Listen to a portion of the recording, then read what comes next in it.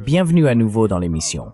Nous retrouvons Ian Proud, ancien diplomate britannique, qui a exercé les fonctions de conseiller économique à l'ambassade du Royaume-Uni à Moscou entre 2014 et 2019. Merci d'être revenu dans l'émission. C'est toujours bien de parler, Glenn.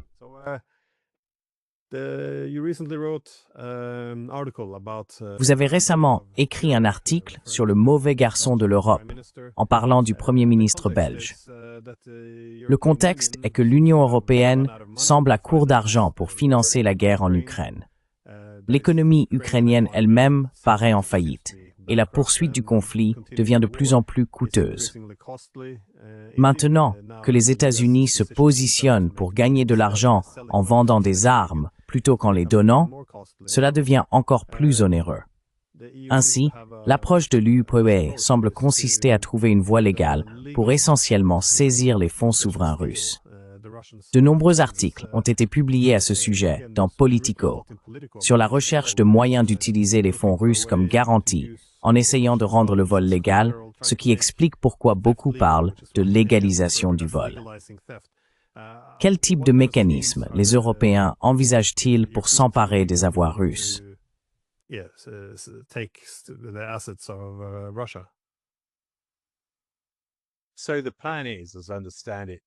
Donc, le plan, tel que je le comprends, consiste à utiliser les 140 milliards en Europe et en Belgique pour garantir un prêt du même montant, 140 milliards à l'Ukraine, appelé un prêt de réparation. Mais bien sûr, il ne sera pas utilisé pour des réparations. Il servira à poursuivre la guerre. Friedrich Merz a déclaré qu'avec cet argent, l'Ukraine pourrait continuer à se battre pendant encore 2 ou 3 ans. Franchement, je ne crois pas que l'Ukraine puisse réellement continuer à se battre pendant 2 ou 3 ans, même avec cet argent. Mais néanmoins, c'est ainsi qu'ils l'ont présenté. Encore un mensonge. C'est un prêt de réparation, ce qu'il n'est clairement pas. Il sert à financer la guerre. Mais cela pose alors d'énormes risques juridiques pour la Belgique elle-même. La Belgique abrite Euroclear et SWIFT également d'ailleurs.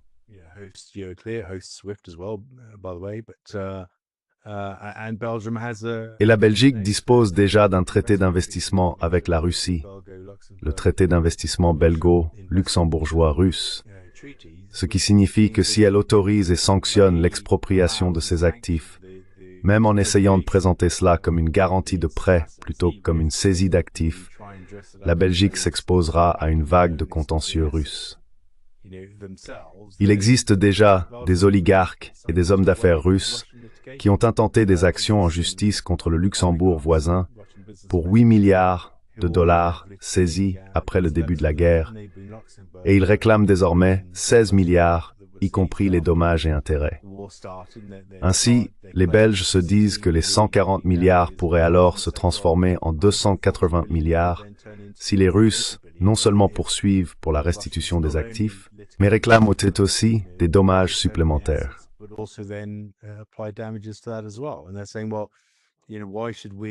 Et ils disent, eh bien, pourquoi devrions-nous accepter ce risque juridique?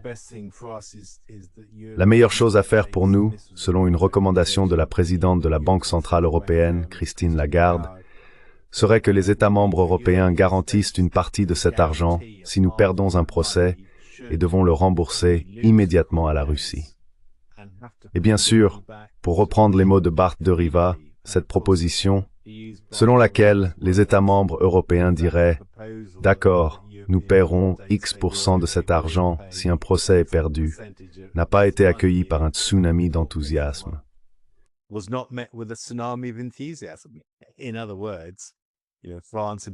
En d'autres termes, vous savez, la France en particulier, et je pense que l'Allemagne aussi, dira « Eh bien, en réalité, cela nous expose également à un risque financier considérable. » Et bien sûr, ils ne veulent pas le faire, car tout l'objectif du prêt était de garantir que les États membres européens n'aient pas à payer eux-mêmes lorsqu'ils manquent de liquidités, lorsque leurs économies se désindustrialisent, lorsque la France ne parvient pas à maintenir un gouvernement plus de quelques semaines en raison de l'ampleur de sa dette.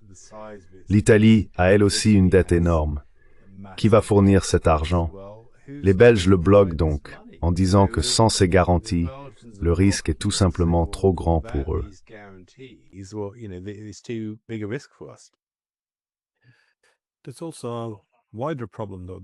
Il y a aussi un problème plus large, cependant, au-delà des éventuelles affaires judiciaires, à savoir que si l'Union européenne veut être un lieu où les gens placent leur argent, quelle confiance peut-on avoir si elle enfreint cette règle?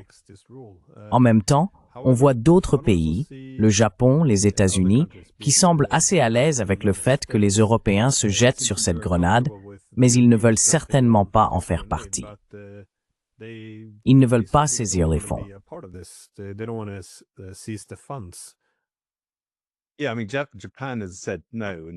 Oui, je veux dire, le Japon a dit non, et Deriva en parle dans son discours. Ils ont dit qu'il n'y avait aucun précédent pour cela. Vous savez, les actifs des banques centrales, ce qui est essentiellement le cas ici, sont et doivent rester immunisés. Vous savez, ça ne s'est même pas produit après la fin de la Seconde Guerre mondiale. Donc le Japon a refusé. Les Américains restent silencieux. Et apparemment, 6 États membres de l'ULU Berou-de-Memel ont également gelé des avoirs russes. Je suppose la France, je suppose l'Allemagne, je suppose les Pays-Bas, je suppose l'Irlande, je cite ces noms au hasard.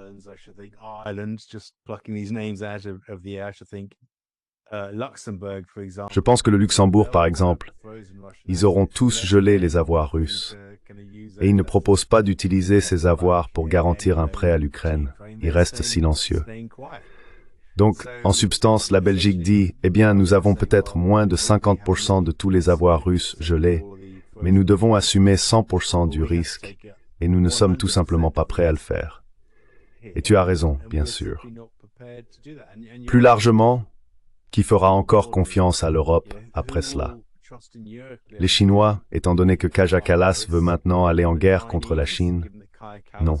Les Indiens, les États du Golfe, au Moyen-Orient par exemple, ils seront très inquiets de cela. Euroclear détient des milliers de milliards de réserves provenant d'autres pays qui appartiennent essentiellement à ces pays. Eh bien, ces pays diront peut-être, nous allons utiliser une autre architecture financière à la place et éviter complètement l'Europe, car le risque est trop grand.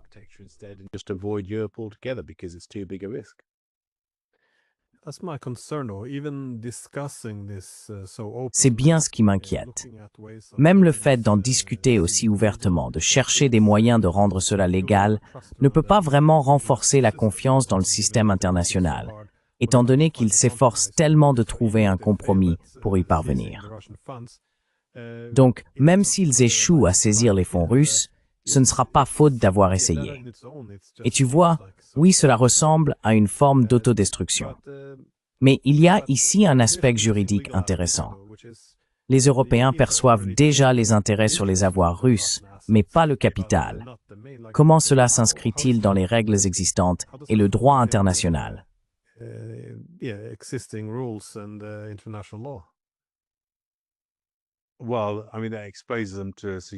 Eh bien, je veux dire, cela les expose à un risque juridique important. Peut-être pas aussi grand que le risque juridique lié à l'utilisation directe des actifs eux-mêmes. Car, en temps normal, ces actifs entrent et sortent quotidiennement. Ils ne restent généralement pas en place très longtemps, même si à tout moment, plusieurs milliers de milliards circulent via Euroclear. Cela va et vient constamment entre différents pays. Chaque transaction ne reste pas assez longtemps pour générer des intérêts. Donc je veux dire, c'est une faille juridique que la Commission européenne a exploitée, mais cela comporte tout de même un risque juridique important.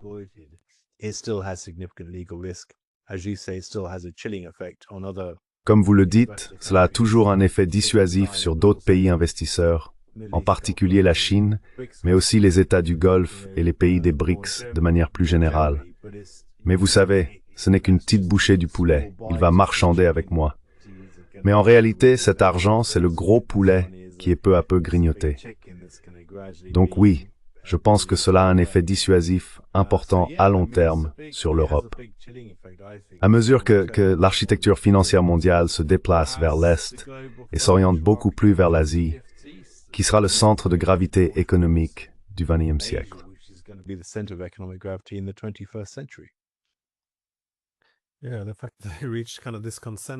Oui, le fait qu'ils soient parvenus à ce type de consensus, que nous puissions geler l'argent de n'importe quel pays et ensuite prendre les intérêts sur leurs actifs, est désormais considéré comme légitime et légal. Il est très préoccupant de voir que cela ne rencontre pratiquement aucune opposition. Si j'étais en Chine, je serais très inquiet, surtout maintenant qu'ils ont vu l'une de leurs entreprises saisie aux Pays-Bas. Sans confiance dans l'économie, il n'y a vraiment rien.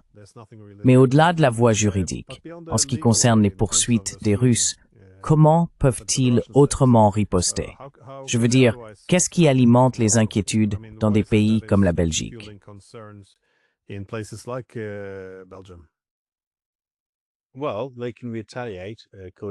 Eh bien, selon Baldwin, le Premier ministre, ils peuvent riposter en saisissant les actifs européens encore présents en Russie, y compris les réserves, mais aussi les entreprises européennes qui y ont encore une présence. Et je pense qu'il en reste encore quelques-unes, même si elles opèrent sous des sociétés écrans. Elles pourraient également être expropriées, ce qui représente évidemment un grand risque et une contre-mesure. Mais j'ai tendance à penser que les Russes sont plutôt détendus à ce sujet. Ils disposent désormais de réserves de plus de 700 milliards de dollars américains. D'accord, 300 milliards de cela sont immobilisés. Mais ils ont tout de même un important stock de réserves. Ils peuvent se permettre de rester en retrait et de regarder tout cela se dérouler au détriment de l'Europe.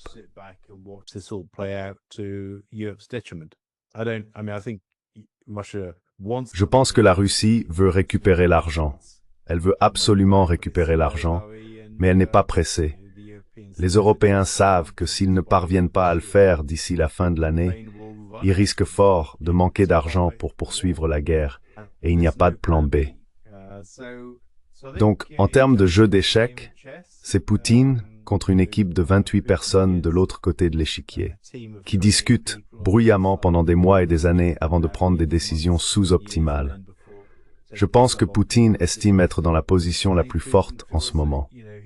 Oui, il y a des contre-mesures qu'il pourrait prendre et qu'il prendrait probablement. Mais si cela échoue d'ici la fin décembre, alors l'Ukraine sera en difficulté financière.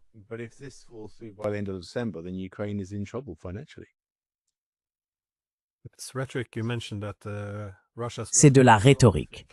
Vous avez mentionné que la Russie avait tiré un trait là-dessus. Cela peut être interprété de plusieurs façons, car je vois cela comme le fait que les Russes, dans une certaine mesure, pensent que les Européens garderont cet argent indéfiniment, qu'ils ne le libéreront jamais. Mais il semble que certains au sein de l'UMM l'interprètent de manière plus créative, en disant que, puisqu'ils y ont renoncé, ils seraient à l'aise avec l'idée que les Européens le saisissent et l'utilisent pour financer la guerre. Cependant, le fait que la Russie y ait renoncé, dans le sens où elle ne s'attend pas à en revoir la couleur de sitôt, ne signifie pas qu'elle ne se battra pas bec et ongle pour en récupérer une partie.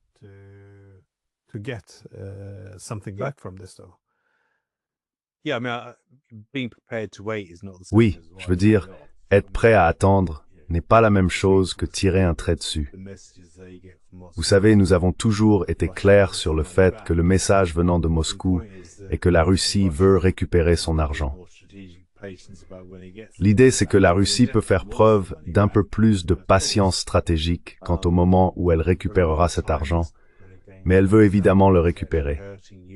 Mais pendant que ce jeu se déroule, cela nuit en réalité davantage à l'Europe qu'à la Russie, en raison de la solidité des réserves russes, au-delà de ce qui a été gelé par les nations occidentales.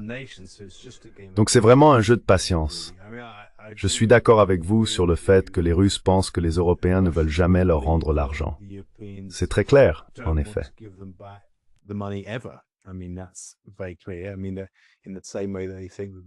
Je veux dire, de la même manière qu'ils pensent que les Européens ne voudront jamais mettre fin aux sanctions contre la Russie. C'est sans aucun doute la vision à Moscou. Mais vous savez, la situation finira par devoir changer, car les événements iront dans cette direction à mesure que l'Ukraine manquera d'argent et devra se résoudre à la paix.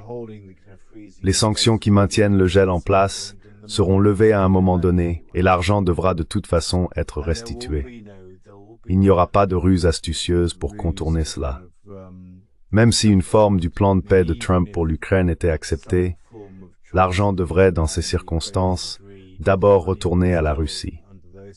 Ensuite, il y aurait une décision sur la manière dont les réparations seraient gérées par la suite.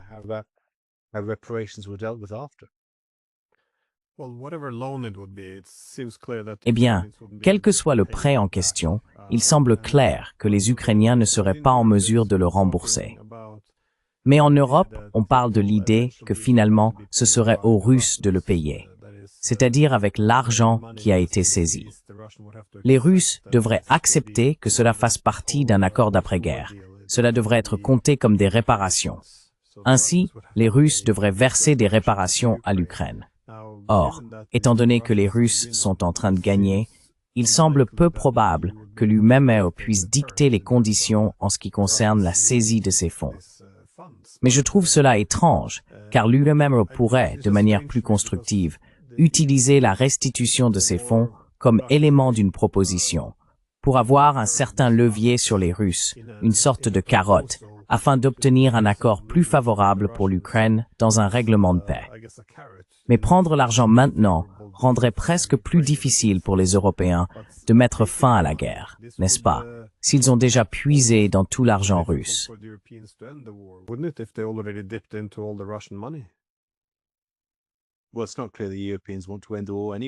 Eh bien, il n'est pas évident que les Européens veuillent mettre fin à la guerre de toute façon. Je veux dire, il y a encore cette mentalité de l'autruche, la tête dans le sable, où ils croient qu'ils peuvent simplement continuer à faire ce qu'ils font depuis 11 ans et qu'à la fin, la Russie cédera, alors qu'il n'y a aucune preuve que ce sera le cas. Donc oui, il y a une pensée illusoire, surtout à Bruxelles, Kaja Kallas et d'autres. Mais tu as raison de dire que s'ils donnent l'impression, comme c'est le cas, qu'ils veulent simplement continuer à recevoir l'argent, eh bien, la Russie continuera à se battre. Et cela, c'est clair depuis très, très longtemps. À un moment donné, les dirigeants européens vont devoir se rendre à l'évidence. L'Ukraine ne peut pas continuer à mener cette guerre indéfiniment. Elle finira simplement par manquer d'hommes, entre autres choses.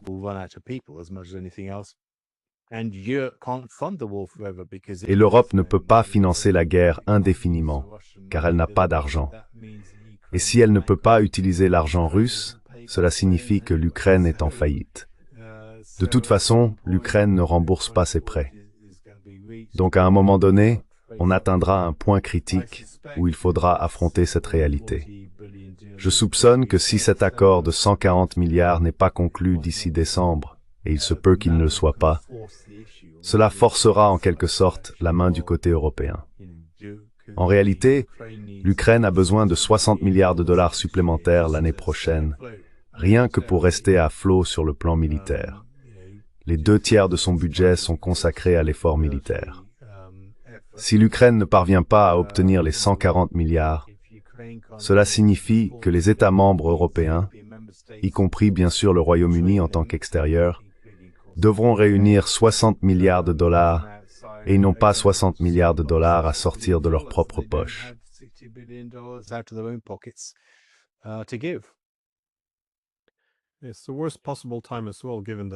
C'est aussi le pire moment possible, compte tenu des problèmes économiques à travers le continent. Mais pourquoi emprunter cette voie dès le départ? Parce que, comme vous l'avez dit, si l'on semble déterminé à poursuivre la guerre, alors qu'il est évident que l'argent ne suffit pas pour la maintenir, et même si l'argent existait, on ne peut pas résoudre le problème de main-d'œuvre qui est au cœur de la question ukrainienne. Alors, quel est l'objectif ici? Gagner un peu plus de temps. Mais cela n'affaiblirait-il pas l'Ukraine, ainsi que les Européens, plus rapidement qu'ils ne pourraient espérer affaiblir la Russie? Il n'est pas clair quelle serait la stratégie à venir.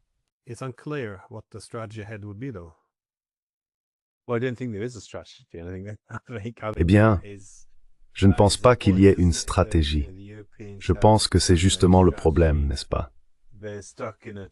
Les Européens n'ont pas de stratégie. Ils sont enfermés dans cette illusion de victoire totale, où ils croient, malgré toutes les preuves du contraire, qu'ils peuvent obtenir une victoire complète sur la Russie dans cette guerre, alors même que la Russie est capable de maintenir un rythme assez faible selon ses propres standards. Une sorte de guerre mineure contre l'Ukraine, sans subir de conséquences sociales ou économiques significatives chez elle. Donc je veux dire, tout observateur rationnel peut voir que la situation n'est pas favorable à l'Europe et certainement pas à l'Ukraine.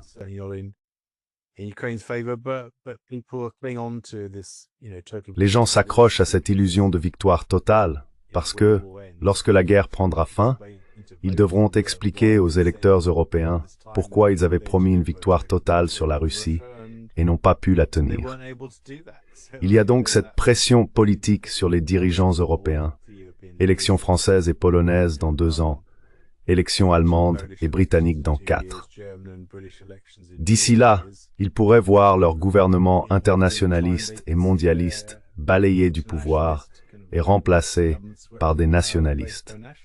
Et plutôt que de négocier la paix maintenant et de s'accorder un peu plus de temps pour expliquer leur échec aux électeurs, ils s'accrochent simplement au temps.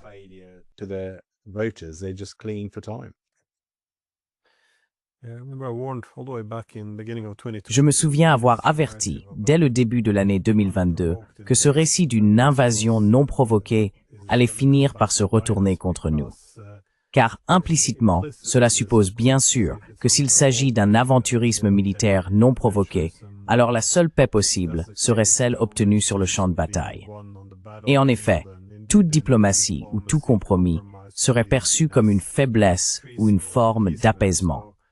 Il semble donc que cela ait rendu plus difficile pour les élites politiques européennes de revenir sur une partie de leur rhétorique partisane.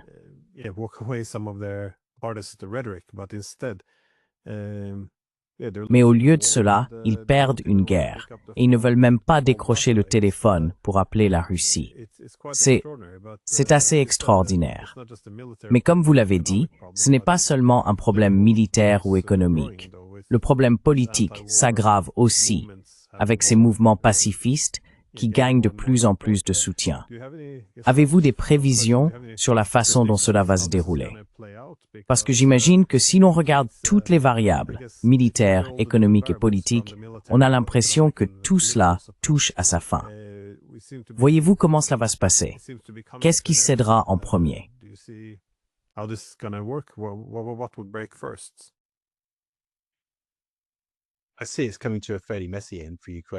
Je vois la situation se terminer de manière assez chaotique pour l'Ukraine. Et c'est en réalité une période un peu plus lente aussi pour les dirigeants européens. Je pense qu'il va y avoir une pression croissante à l'intérieur de l'Ukraine pour y mettre fin, surtout après la chute de Pokrovsk. Il y aura, à mon avis, des manœuvres internes pour remplacer Zelensky ou le forcer à organiser des élections présidentielles. Cette pression va commencer à s'intensifier à mesure que les sondages continueront de pencher en faveur d'une fin négociée de la guerre. Une fin négociée de la guerre serait désastreuse pour Zelensky. Il le sait. C'est pourquoi il s'accroche au pouvoir. Mais il ne pourra pas maintenir cette position indéfiniment. Et s'il ne parvient pas à obtenir l'argent de l'Europe, il ne l'obtiendra ni des États-Unis, ni d'aucun autre pays.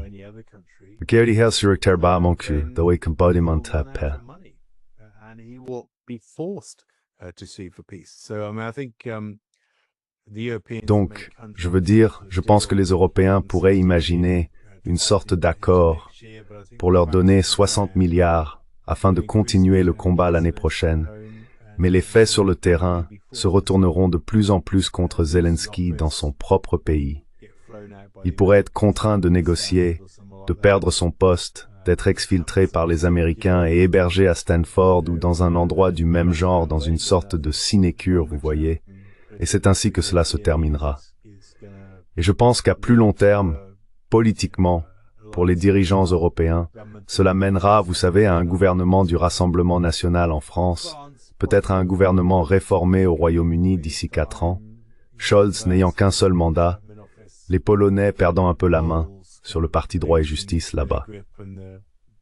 Oui, le pouvoir pourrait se déplacer nettement vers des gouvernements plus anti-guerre, plus nationalistes modérés, du type de ceux que nous avons déjà vus bien sûr en Italie.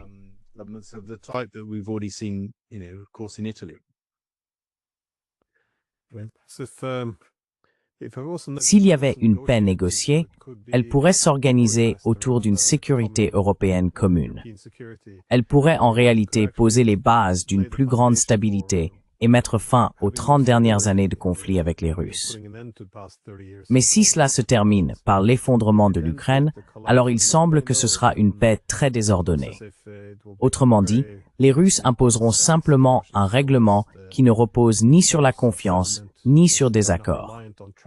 Ils s'empareront simplement des territoires qu'ils souhaitent et mettront en place un gouvernement à leur convenance. Il ne semble pas qu'il y aura de paix ni de stabilité sur le continent dans les années à venir, si c'est ainsi que tout se termine.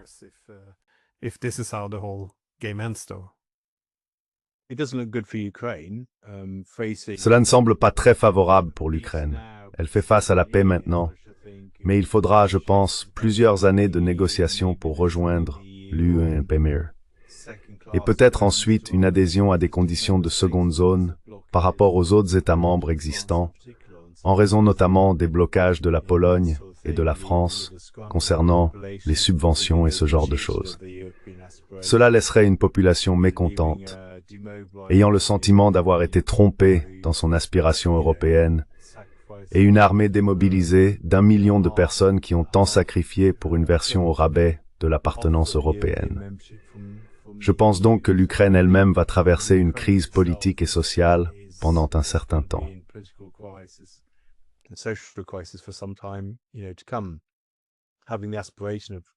Avoir l'aspiration à l'européanité sans en avoir la réalité, ni les avantages économiques, du moins pas immédiatement. Je pense donc que pour l'Ukraine, cela pourrait être une source de conflit en Europe, bien après la fin de la guerre avec la Russie. Je ne vois aucun appétit pour une quelconque architecture de sécurité en Europe. Je veux dire, la méfiance des deux côtés, la Russie et l'Ukraine, et bien sûr l'Europe, est si forte que, sauf changement radical de direction politique en Europe, ce qui n'arrivera pas au cours des 2 prochaines années au moins, cette suspicion empêchera tout rapprochement avec la Russie.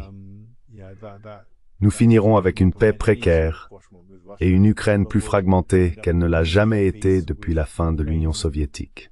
Je crains de le dire.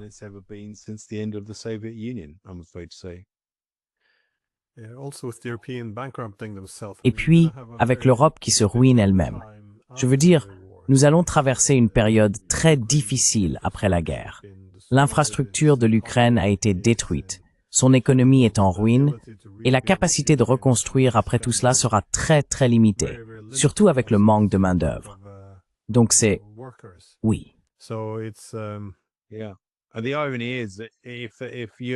Et l'ironie, c'est que si l'Europe décidait d'avoir sinon un rapprochement politique, du moins un rapprochement économique avec la Russie, elle pourrait réellement dynamiser sa croissance grâce à une énergie bon marché. Je veux dire, c'est une option politique bien trop rationnelle pour la génération actuelle d'Européens. J'en ai bien peur. Le niveau de russophobie est tel que l'idée d'améliorer leurs économies avec l'aide de la Russie est tout simplement répugnante pour beaucoup. Et même si cela a un sens économique évident, ils ne voudront toujours pas le faire. Donc, à moins qu'il n'y ait un grand changement de cap en Europe, ce que je ne vois pas vraiment se produire avant environ 4 ans, nous resterons dans une phase de désindustrialisation. Et comme vous le dites, nous aurons la charge contingente de devoir soutenir la reconstruction de l'Ukraine sans les subventions dont bénéficient d'autres États membres.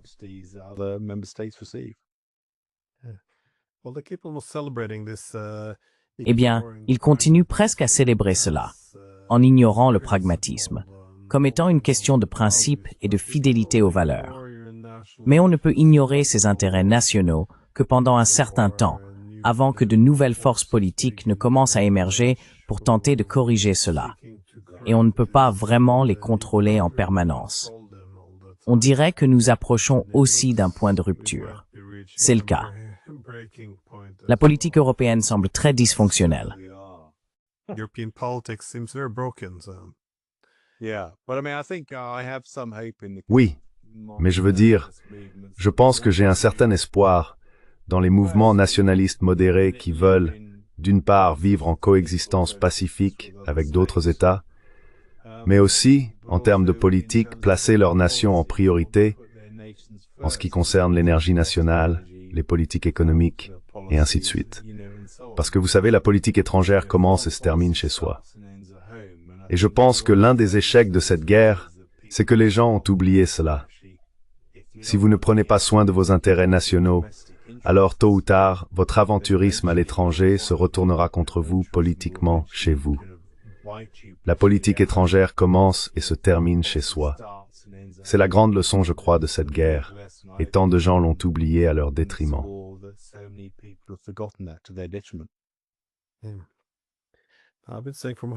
Oui, cela fait plus de 20 ans que je dis que redécouper le continent et remilitariser les lignes de division sur le continent va très mal se terminer pour l'Europe. On a toujours rejeté cela en disant « Oh, c'est un argument pro-russe ». Mais je pense qu'il va devenir très clair que ce n'est pas dans notre intérêt de diviser le continent de cette manière. Quoi qu'il en soit, merci encore. Une dernière réflexion avant de conclure. Any final thoughts before we wrap up? No, just on that point. I mean, really, the Non, juste sur ce point. Je veux dire vraiment, l'Union européenne s'est développée et a réussi en se concentrant, et je l'ai dit à de très nombreuses reprises et je continuerai à le dire, sur les aspects économiques, sociaux et culturels des interactions entre États. Et vous savez, l'Europe est devenue beaucoup trop politisée pour son propre bien. Elle essaie de créer une sorte d'entité politique supranationale qui est contraire aux intérêts nationaux des pays, et cela érode le potentiel de collaboration économique et sociale qui a fait le succès de l'Europe à l'origine. Nous devons revenir aux fondamentaux de ce qui a fait fonctionner l'Europe, y compris avec l'Ukraine, mais aussi, en réalité, avec la Russie, en termes d'ouverture sociale et culturelle ainsi qu'économique. Si nous voulons la paix sur le continent, nous ne la garantirons pas par des dictats venus de Bruxelles. Ça, c'est certain.